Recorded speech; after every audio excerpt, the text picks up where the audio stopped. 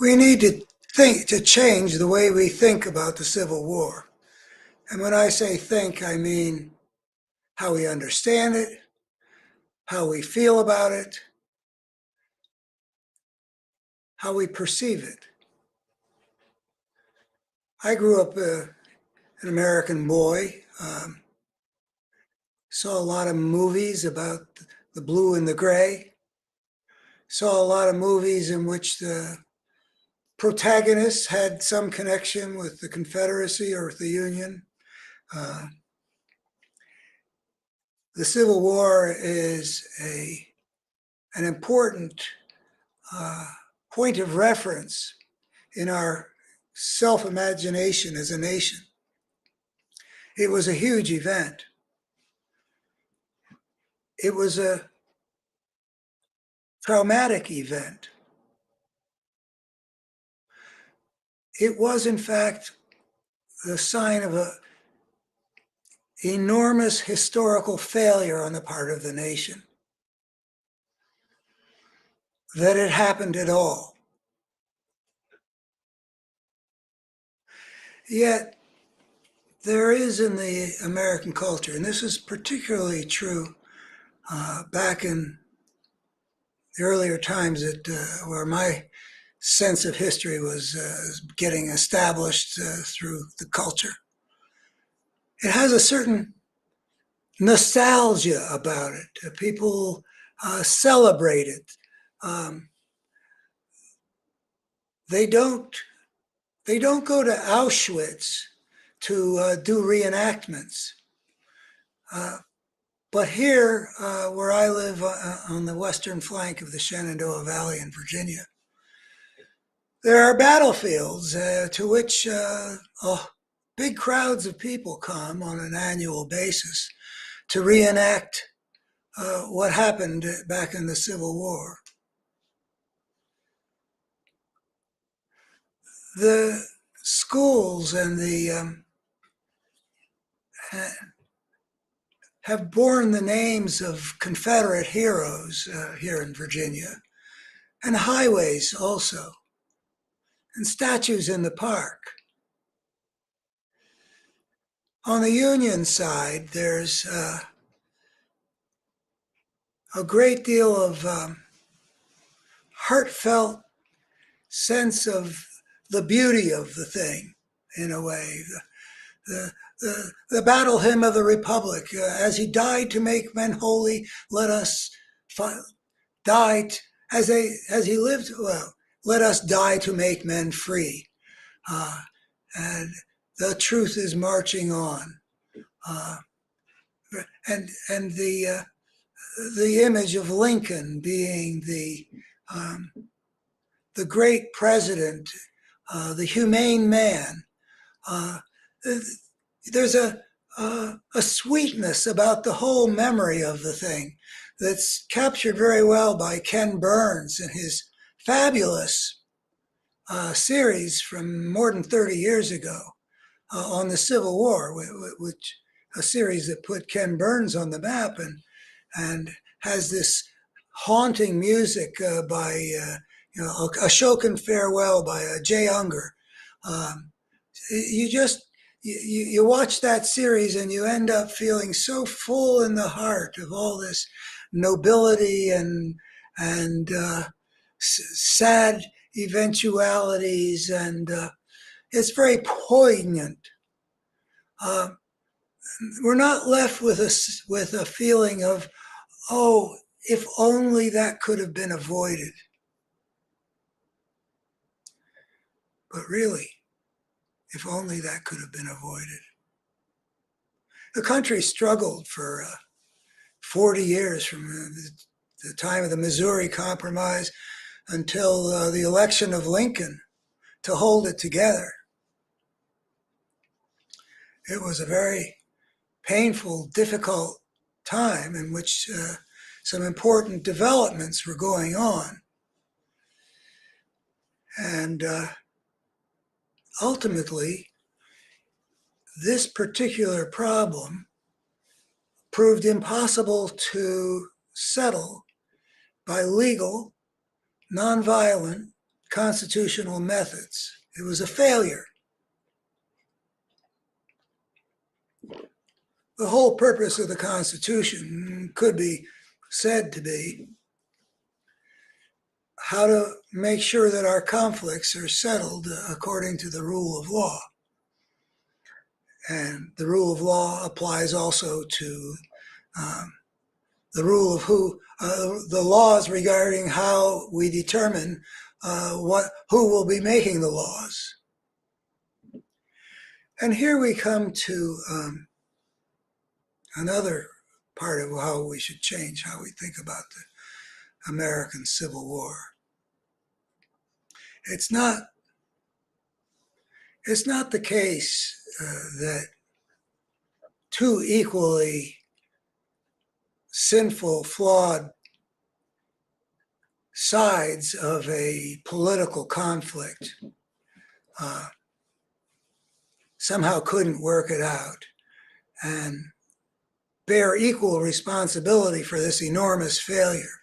A war that killed a huge proportion, I mean, much, much, much bigger than in World War II, and a war that inflicted wounds and resentments from which we still have not healed. But it's not two exactly comparable sides that are involved here. At least this is the understanding that I've developed of the Civil War, and I've studied it more than superficially. I think that you can find that while the North was the usual mixture of elements, both, let's just say, good and evil, it wasn't just the virtue of let us die to make men free. The free soil movement, for example, wasn't just about, they didn't like that the black people were being exploited and they wanted to limit slavery. They didn't want to have to compete against slave labor. They wanted free soil, free men. You know, there was a lot of self-interest here. And we know from what happened, when the North, after the North won and capitalist interests sort of ran rampant for a while, that when the South looked to the North, they didn't just see what was actually the site of unmitigated virtue. But compared to the South, I think that the history of this era shows that the focus of the brokenness dwelt in the South, and then the seceding states, and then the Confederacy, and then the South as a military force at war with the Union from which they had asserted their right to secede.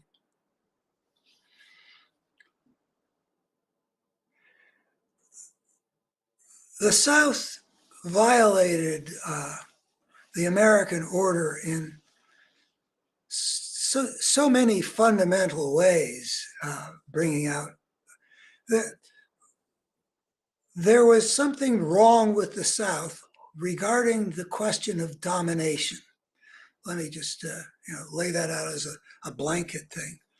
And on the one hand, the South had an economic and political system that was based on the domination of the black race by the white race. Power and wealth grew out of big plantations. There was domination there. In addition,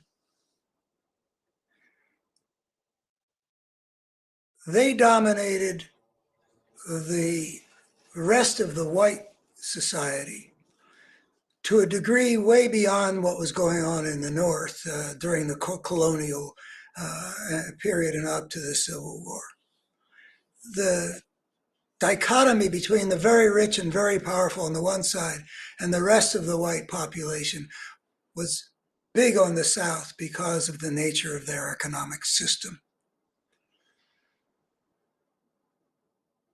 So there was domination in that respect too, because the slave owning class was able to set up a cultural system that served them way beyond anything that was going on in the North in Pennsylvania or New York or Massachusetts with their histories.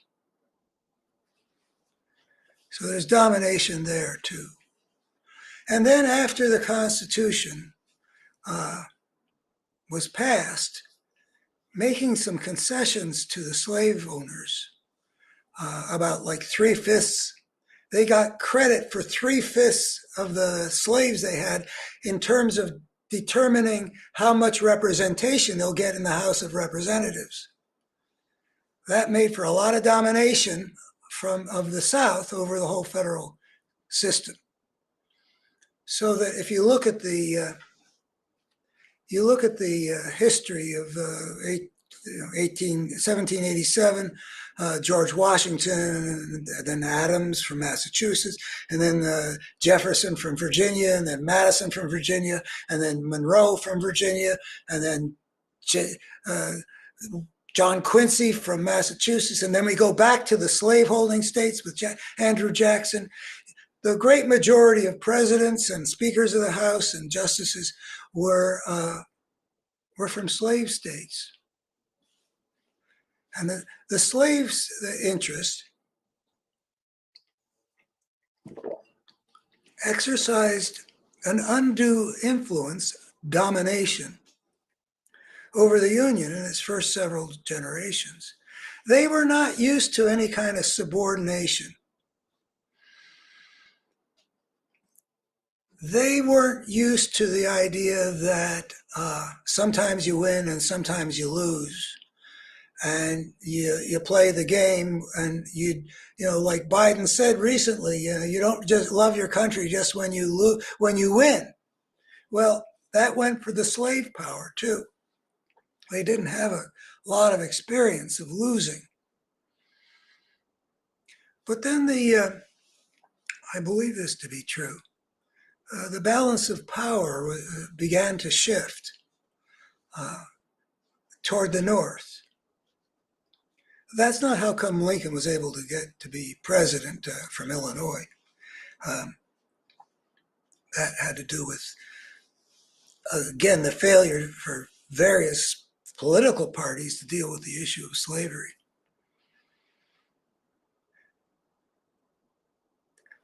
The South was losing relative power as the North was getting more powerful.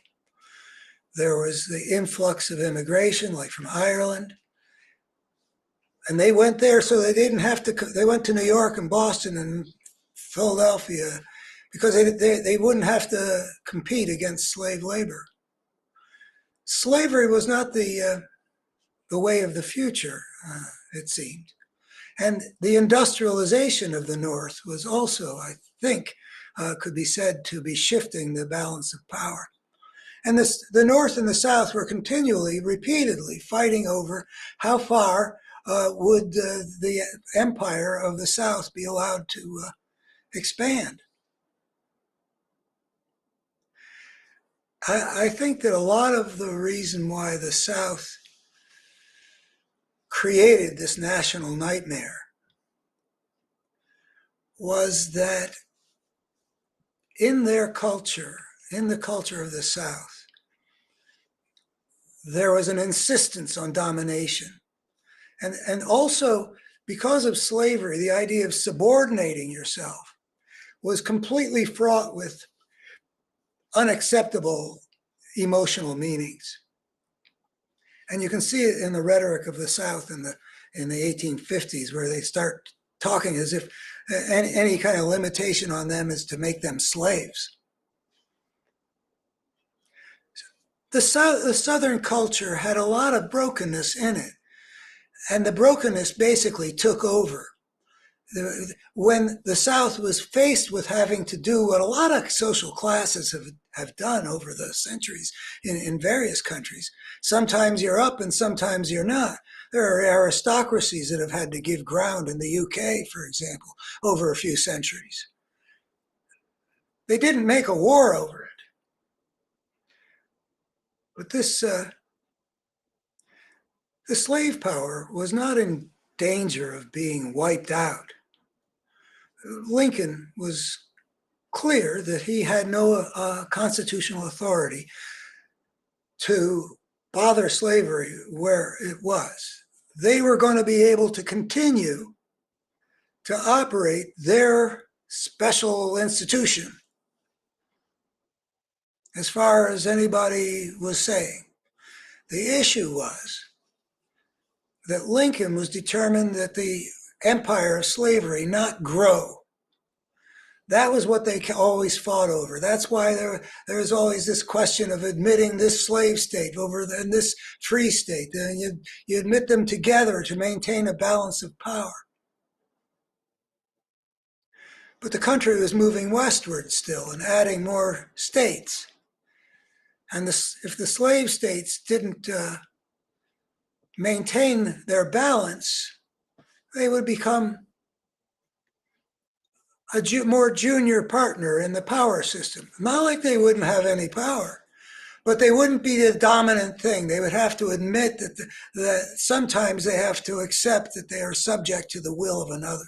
And that's what the slave power was never willing to admit. They're not going to submit themselves to the will of another. We see the same thing now on the heirs of this confederacy that's now the Trump party. Not willing to admit that sometimes the opposition party gets the presidency, and then that guy or woman, if someday I hope, is everybody's president. Well, we've seen what happened at this point with the refusal to, Donald Trump can understand the mentality of the slaveholder who will not submit to anything. He won't submit to the Constitution. He won't submit to laws. He won't recognize that somebody defeated him.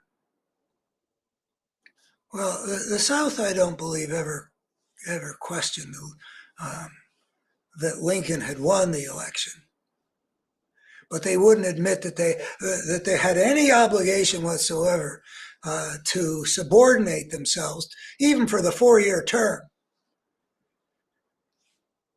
to the presidency of Abraham Lincoln, who was an opponent of them on some vital issues vital to them, and vital to Lincoln too. He was not going to he was going to do whatever he could constitutionally to prevent slavery from expanding further into the West. He abhorred slavery. As well he should. I mean, it is central to understanding this whole thing that the fairly small circle of people who effectively ran the South were people who had a whole lot of other human beings whom they treated as property, as human livestock. And it was a pretty cruel system in many ways in terms of what would happen to you if you tried to run away or showed any kind of insubordination to the will of the master. Thomas Jefferson famously wrote something about the effect on the character of the slave owner of having slaves. I'm not going to try to recall the exact passage, but you could Google Jefferson on the deleterious effects of on the master of owning a slave or something along those lines. He was very articulate about how it fed some of the monstrous tendencies that can emerge in terms of tyranny, becoming a tyrant. Well, this is what happened on the side of the South, I believe. the United States was dealing with an issue that was a very serious issue, and it was not going to be easy to deal with. It's not like there'd be any way that you would get from, where we started out with respect to slavery to,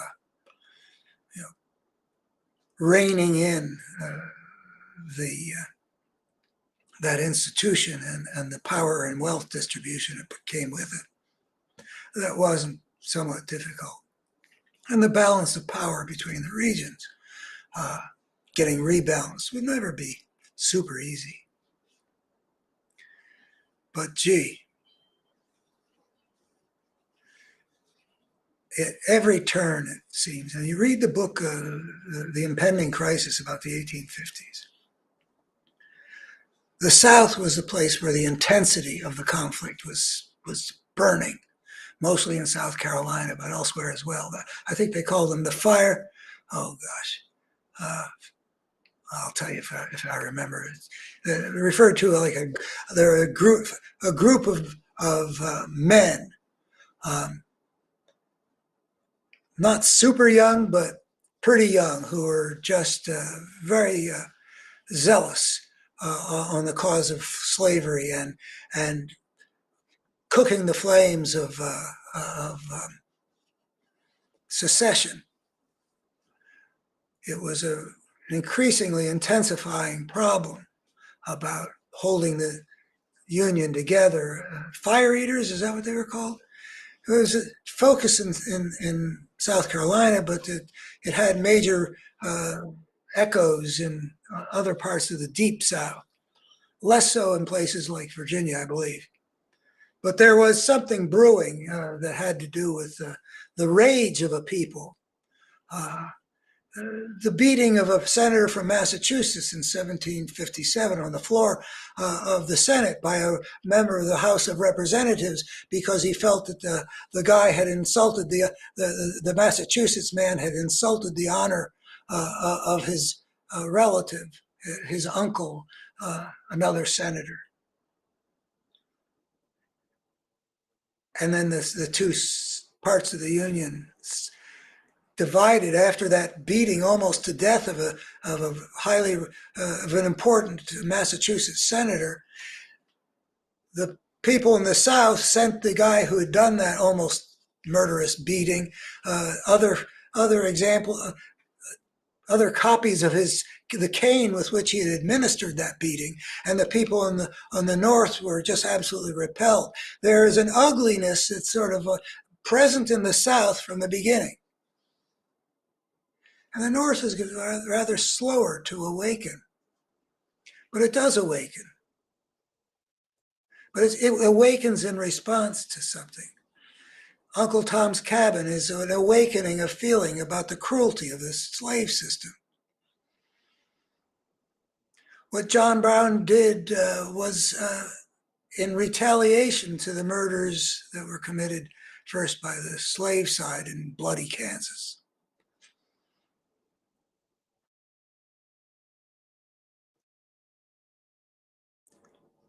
The Supreme Court overreached in declaring in the Dred Scott decision that the black man has no rights, the white man is bound to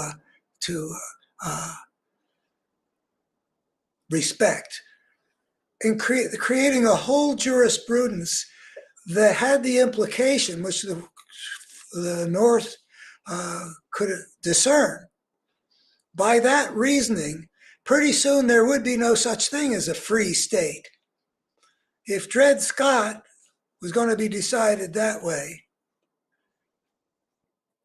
the slave owners would have rights to slaves wherever they wanted in the United States. That was the logical implication that some people noticed. Again, it was like pushing and pushing and pushing. And the fugitive slave law was another way of pushing and pushing like the Dobbs decision on abortion. It was to compel the people who disagreed on the issue of slavery to become the instruments of returning for slaves that had succeeded in getting to the North, to their subjugation, maybe whipping for having run away. as slaves on some southern plantation. Domination. It isn't. It isn't an equal struggle in terms of good and evil. Wherever you look on the South, there's something wrong. Something not the way you'd like it to be working in the human world. When it came to secession, the step that led to the actual war, the President of the United States had declared and had argued with some real power, because he was good at this stuff. Abraham Lincoln had said, "You do not have a right to secede." I don't know what a wise court would decide about whether they had the right to secede, but the President of the United States said they did not have the right to secede. The South believed it did, or at least it asserted it did. I think it did believe it did. In fact, there are some people, they had been talking about it so long, I think they had persuaded themselves they could assume that they did. But you know, according to the contract that we Americans are all party to, the Constitution, citizens, like the slaveholders out there in the soon-to-be Confederacy, do not have the right to declare what's valid on a constitutional question in dispute. They have a right to their opinion. They have a right to press their case. But we set up a constitution which says if there is a conflict over what the Constitution permits, the arbiters ultimately will be the Supreme Court of the United States. So it was within the rights of the soon-to-be Confederate States. And basically what I'm trying to do is to show you all the brokenness, the profound brokenness that leads to this catastrophe is rooted in one side, and it was the South.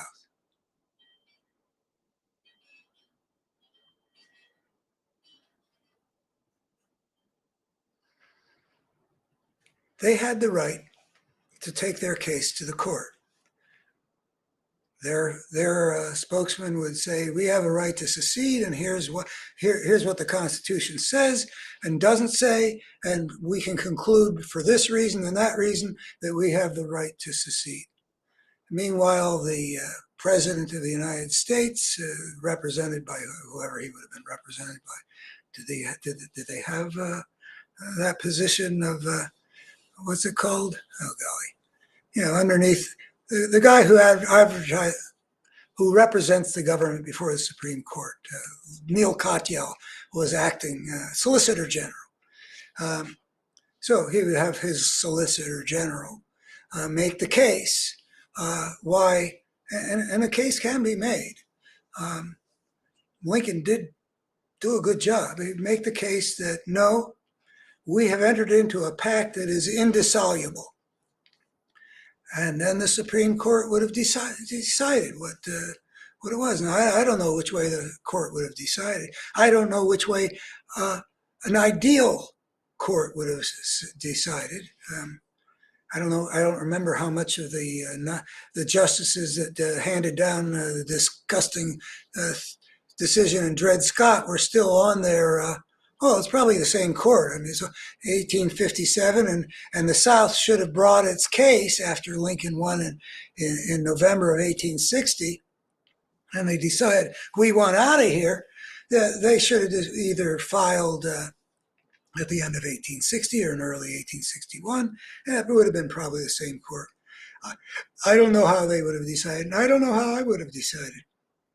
I tend to be sympathetic with nationalist autonomy, like the Catalans in Spain, and I sympathize with the Scots wanting to be independent. So maybe I would have said that the South had the right to secede, but they did not have the right to secede based on their own opinion. That's a lawless act. That was an insurrection. It was an insurrection. They did not have the right to do that. We had created a pact. They they did not have the right to unilaterally determine they were going to end the agreement that the other side thought was indissoluble. So they were criminals right from the beginning. They're slaveholders. They're unwilling to submit to a president that doesn't represent their interests. They love their country only when they win. It was something. The Confederacy was not a beautiful thing. Let me be quick to come in and say, I'm not saying there wasn't anything very fine in the culture of the South, of the slave states. I do believe that in addition to the various corruptions of character and morality that Jefferson talked about, the slave system instilling in the slave owner, that culture also did create some structures of genuine value and goodness. Robert E. Lee is a complex character, and people have been able to write things which I think are valid, which indicate that he had dirty hands in some ways that had to do with certainly the issue of slavery. That he was not morally impeccable. But he was also, and I've read several biographies of Lee. I've read every good one I could find. Maybe I've been conned, but I have a sense that there is really a very fine gentleman in Robert E. Lee. And that in that, he was also an embodiment of something about the Southern aristocracy, that it bred various things, but fine gentleman was among the things that it sometimes bred. And I feel the same way about living out here in the former Confederacy, where I now live. I see simultaneously some very beautiful aspects of the culture, or at least not beautiful, fine. And I also see some profound brokenness and vulnerabilities, which enable them to become supporters of Donald Trump. I do believe that Robert E. Lee was a kind of person, and I do believe I know him in a way from getting as deep into him as I could, about 10 years back. I believe that Robert E. Lee would have no trouble rejecting Donald Trump as fully and eloquently as Liz Cheney does.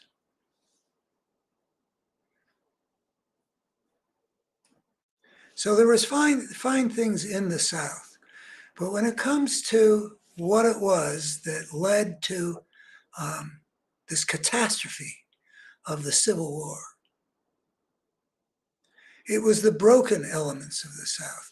It were the parts of the South that had to do with domination, with political power, with greed, with the willingness to manipulate or otherwise exploit people, which is built into the slave economy.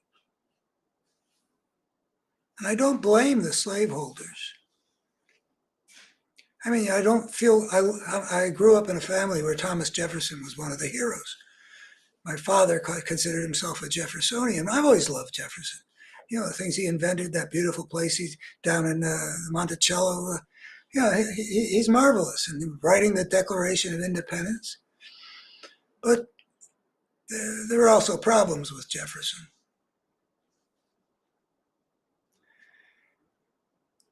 it was a system that was based on such power imbalances that a whole lot of brokenness comes in.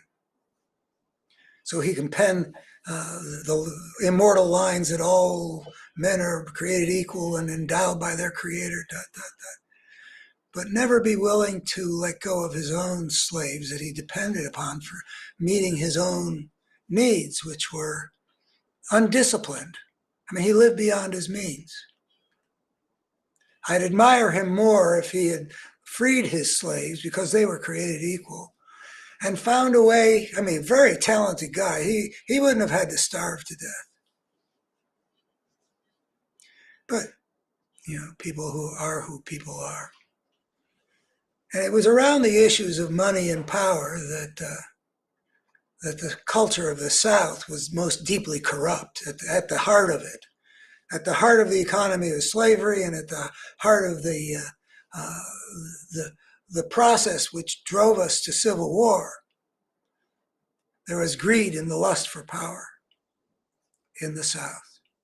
And gradually they provoked the North until when John Brown invaded Harper's Ferry.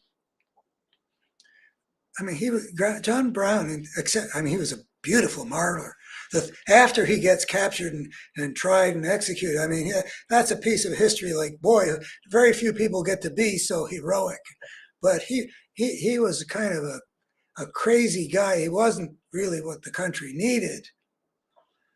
But by the time he became a martyr, the North was up in flames too. So by the time the South fired on Mount Sumter, there was a lot of energy in the North for not just saying, "Oh, okay, goodbye." I haven't studied carefully enough the very beginning of the war, but I know that Lincoln puts out word to raise an army, and I think people answered the call. I mean, there had been passion growing in the North. Like I said, Uncle Tom's Cabin, and then Bloody Kansas, and all the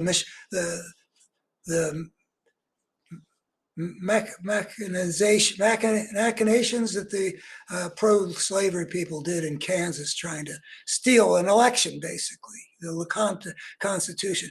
A lot of offensive things. And the North got angrier and angrier. And it's sort of like what's happening in America today. The equivalent of the North in today's battle was way too slow to rise to the threat. Way too slow. But it's come on. There is an energy now in liberal America, like the energy in 1859 America in the North. We've got energy to support such that Joe Biden has been pushed to match the drive for power from the fascist side, to go after them from the beginning of the State of the Union address. That's an important signal. He's ready to fight. Lincoln was ready to go to war to preserve the Union.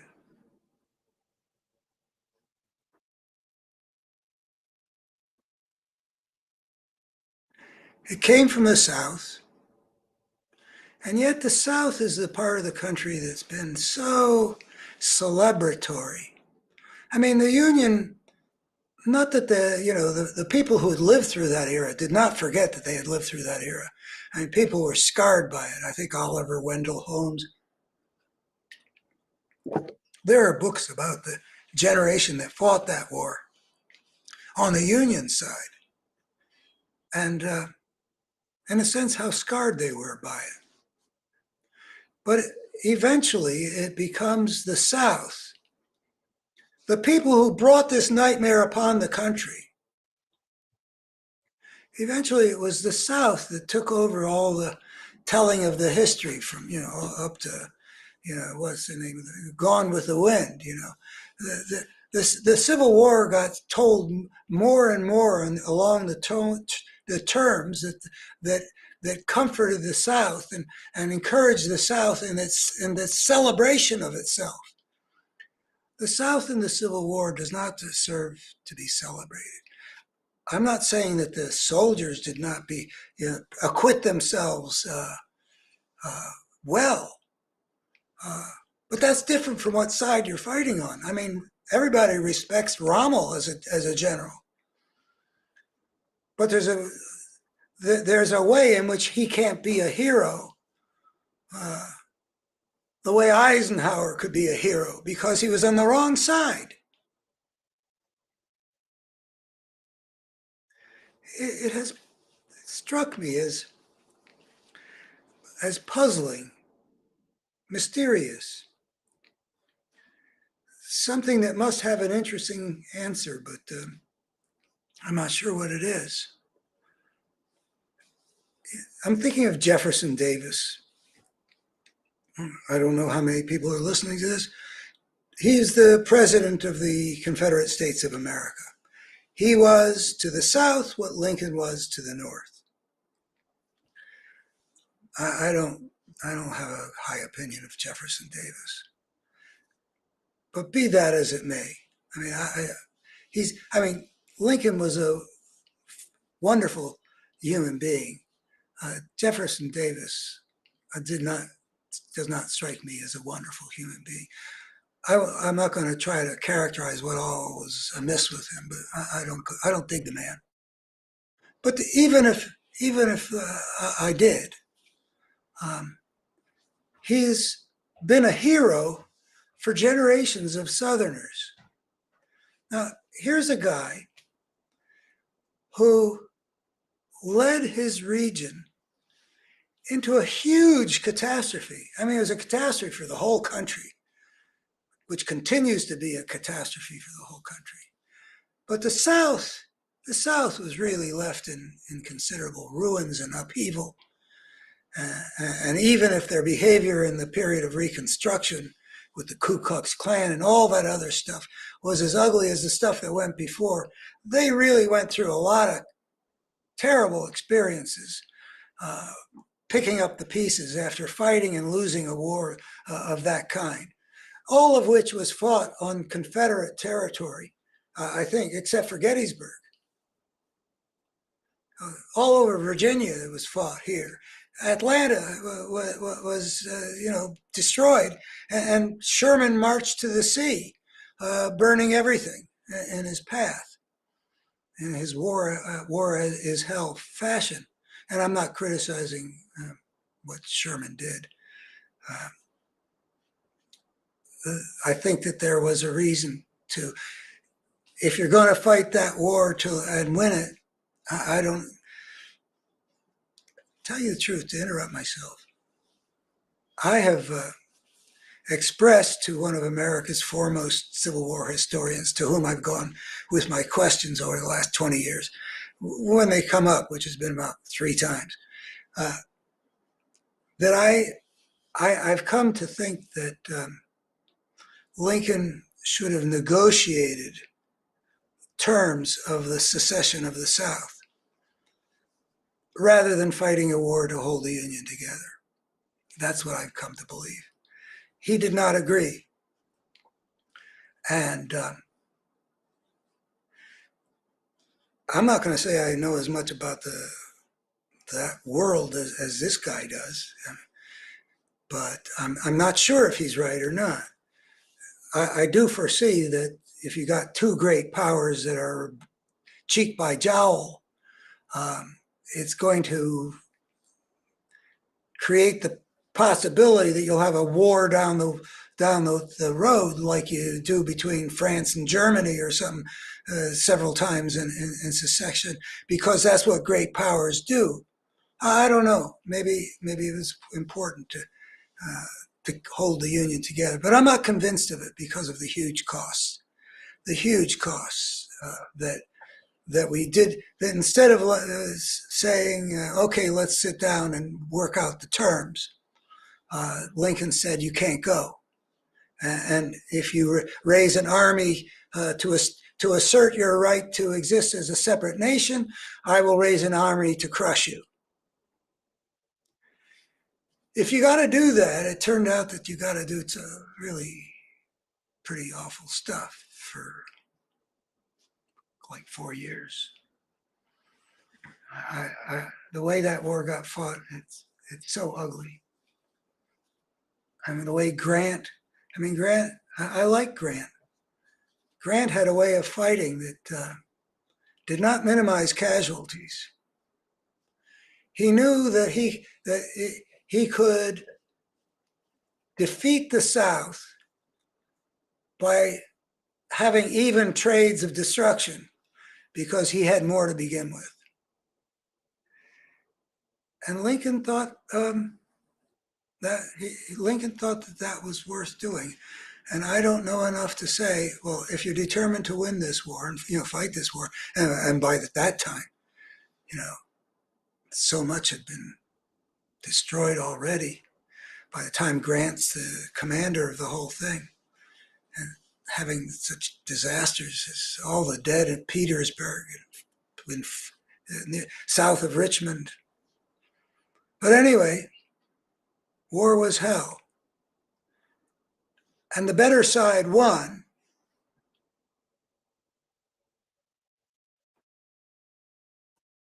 But the South refused to change, to become part of the new Union in which there would be amendments that ended slavery nationwide and that guaranteed freed people as well as white people equal protection under the laws. I'd feel better about the Civil War if more had been achieved and held on to. It's a huge, huge tragedy that the post-Civil War era resulted by the end of the 1870s in the old regime of racial oppression being restored just in a new form. What a tragedy. We should not celebrate the Civil War. It should not have been fought. It should not have had to have been fought. I mean, I'm assuming that Lincoln is right, that the Union had to be held together. They had to be fought, but it should never have had to be fought. The South should simply have accepted that, you win some and you lose some. History may be moving against the slave power, but hey, nobody promised you a rose garden. People have to adjust to historic changes, and you're still going to be rich and powerful. So get over not being the gods of the country. That whole spirit got restored. There are complicated reasons why that's the case, but it was asking a lot to have a culture change from one whole structure with having to do with domination and racism and accustomed to having its way, to accept that it's not going to be so dominant, and that going forward, it's not going to be able to treat other human beings like just mere livestock they're not going to be able to call themselves Christian and treat people like in a way that they would never want to be treated. Lincoln made a lot of use of that before the Civil War, that kind of an idea. Would you want to be a slave? And no, you wouldn't want to be a slave. So if you wouldn't want to be, how can you justify making somebody else?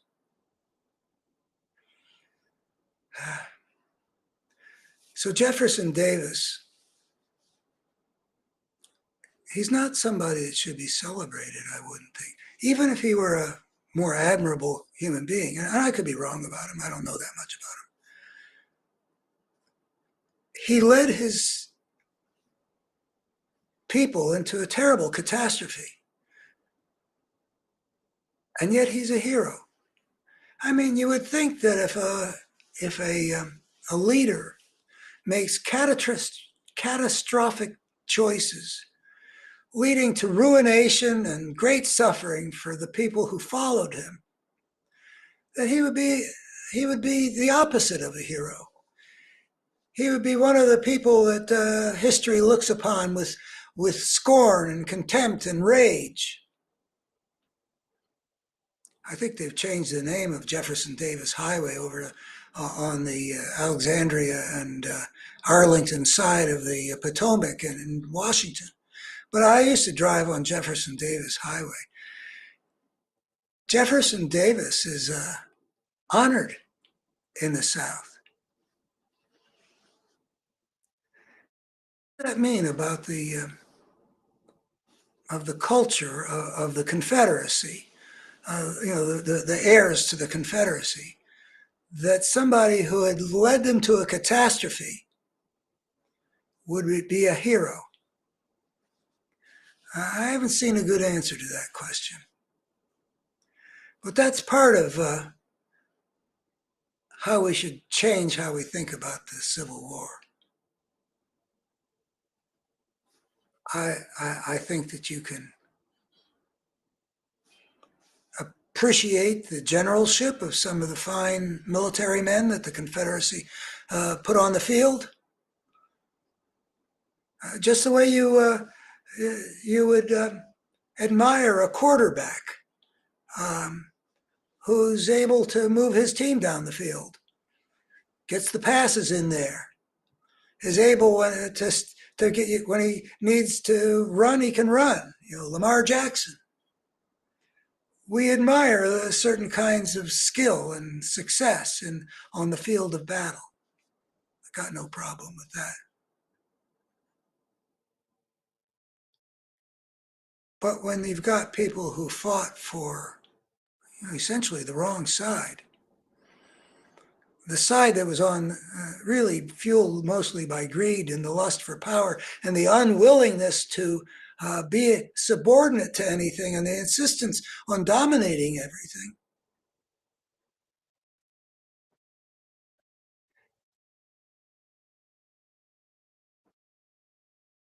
It's not to be celebrated.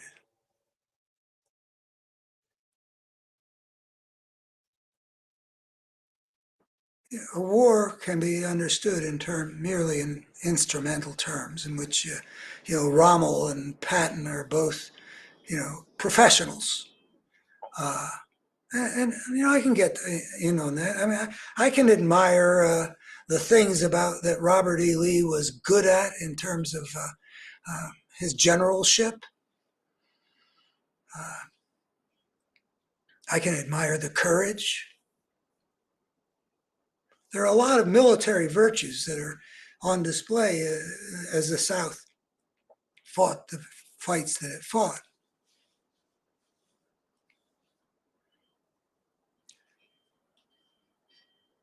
But that merely instrumental kind of goodness, you know, a sociopath could have a high pass completion record. In fact, I think there are maybe a couple of those. There's different ways of admiring people.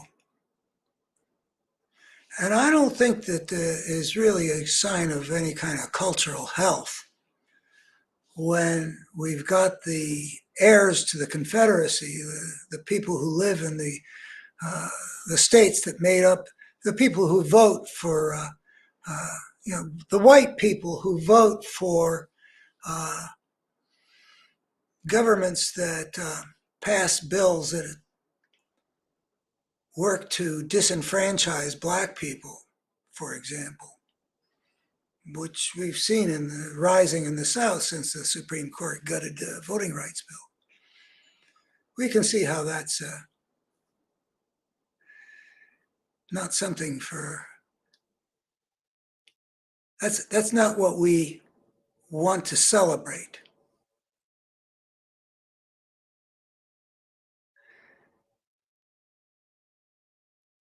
the people who make the Civil War the touchstone of their basic group identity are identifying with something which was really rather broken, whose brokenness was essential to the whole nature of the thing. So it's not entirely surprising that this attachment to the Confederacy goes along with attachment to this Trump fascist party and leader. They're both based on falsehoods. Trump isn't making America great again. The South wasn't fighting for states' rights, it was fighting for slavery. It was fighting to preserve the ability of the slave empire to expand, which is to say, it was fighting for the rather few people whose power and wealth depended upon expanding that empire, and and leading them to manipulate the rest of the white population into thinking that they've got a stake in preserving that system, when on the contrary, the slave system was really not in the interests of those whites to defend. The Irish went to New York rather than to a southern port.